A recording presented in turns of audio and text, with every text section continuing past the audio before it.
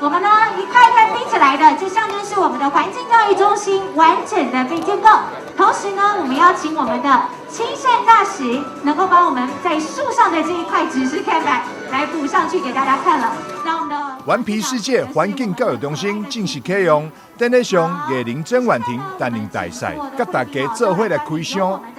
非常感谢顽皮世界，他们非常重视环境的教育，尤其对这块土地友善。那顽皮世界，我记得没有错的话，也是当初这个疫情解封之后，阿中部长第一个拜访的哈，所以你可以看到，其实从中央到地方，大家很喜欢顽皮世界，尤其从大人到小孩，这是非常适合亲子游全家都聚集的地方。顽皮世界有这个动物医院、动物厨房，可以说寓教于乐那这样的一个互动里面来学习就是我想最好的一种生态教育跟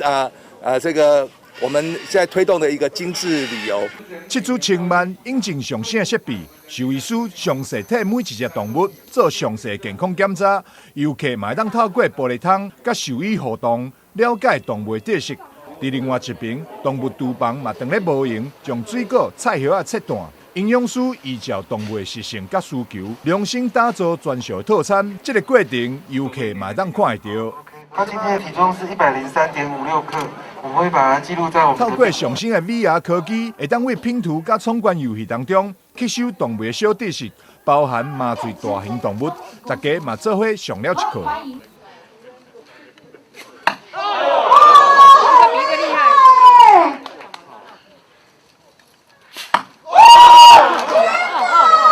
当然，讲园区的大明星长颈鹿皮皮，嘛正犀利，甲每一人拍招呼，各站点嘛有解说人员详细导览。现在来到顽皮世界，除了会当甲动物亲密接触以外，更会当伫环境教育中心学习到寡济境界知识。